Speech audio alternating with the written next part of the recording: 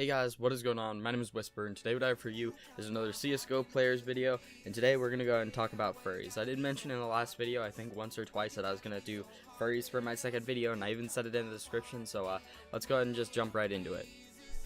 Fucking furries.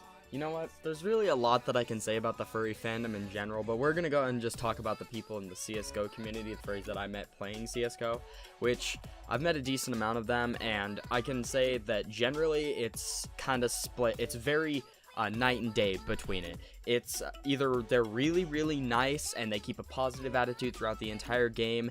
They're really nice to everybody and they're very understanding of, you know, if somebody's not doing too well or having a bad game, or they're just complete dicks and they get angry at every little mistake. Sometimes they'll even shoot you for, you know, shooting them or making such a stupid mistake. They'll kick players. It's very, very mixed, but I'd say the ratio of good to bad players that are furries you meet is generally pretty 60-40. I've met a lot more nicer furries than I have, you know, mean furries, and that might just be because they're very more kind to the people of their group, I guess you could say. Like if they see another furry, they're very good at conversing with them and, you know, keeping conversation. But I mean, overall, in general, I find they're nicer than, you know, mean or dickish.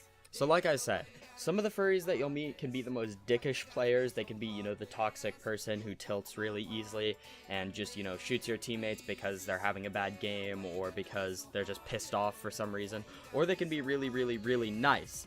And when they're really, really, really nice, they're very positive, their morals, you know, are kept up. Even if they might not be performing too well, they'll try and call out and do everything that they can for the team.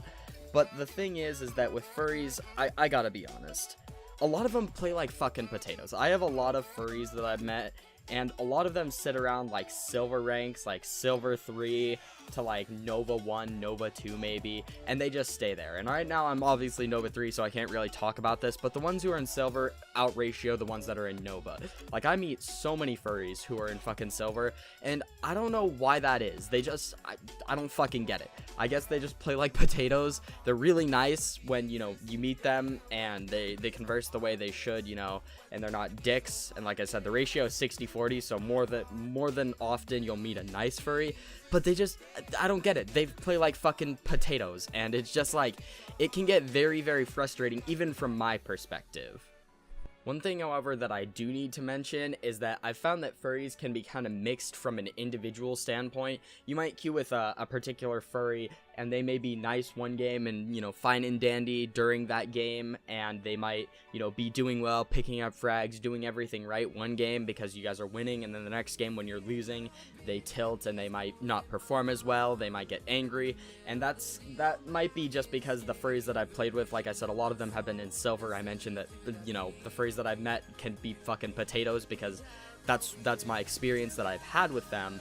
And that might just be from being in silver, because that's one of the prime problems that silver have, is that they tilt very easily and they can get very frustrated if they're losing a game, and when they're winning, they're just, you know, very high morale and they're doing well, they pick up kills easier, and that's kind of just like a thing that happens in silver, of course. However, that I did feel like I needed to mention that. Like, from my own personal standpoint, I'm not generally a toxic player, at least I don't think so when it comes to, you know, CSGO. I try to keep a high morale and, you know, try to call out whenever I'm not performing well. I don't, you know, tilt super duper easily. It requires a lot of, you know, things to tilt me. One of them being, you know, if my teammates are screaming and getting angry at each other, that's one of the things that does end up tilting me. But for the most part, even if I'm like 8 and 12 or something like that, I guess not 8 and 12, 8 and like 16, I try to call out and do everything I can for my teammates in order to help them. And when I do get angry, I try to keep it to just being passive aggressive, and trying not to, you know, show the anger too much, so that I don't tilt even more by, you know, yelling at teammates and causing problems on my team. That just comes from, you know, being a player in general, I guess, you know, when you have bad games.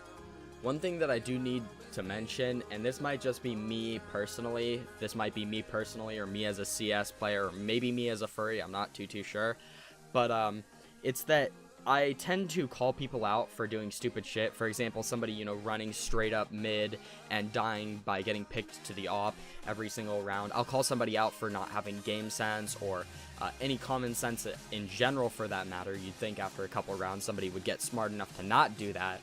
but I tend to call out people on the enemy team and my team for doing this type of thing. But I've seen a couple friends who do that, some of them being furries, some of them not being furries, but I'm not really too sure if that's furry specific or if that's just, you know, CS players in general, or maybe just me, of course. So to go ahead and summarize, I'm going to say that furries have a 60-40 ratio when it comes to being nice versus mean.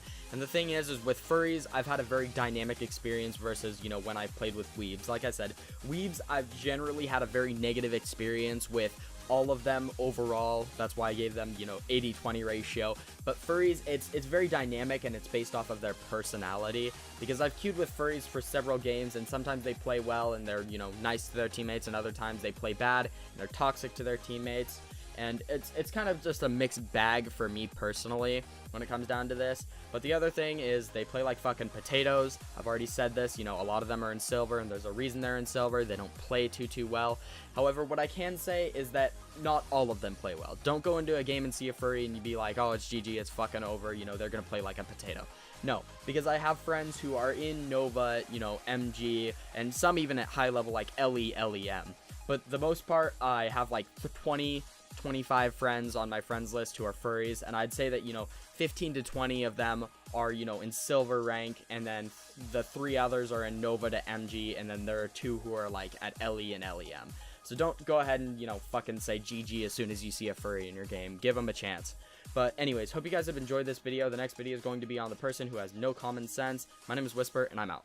Peace.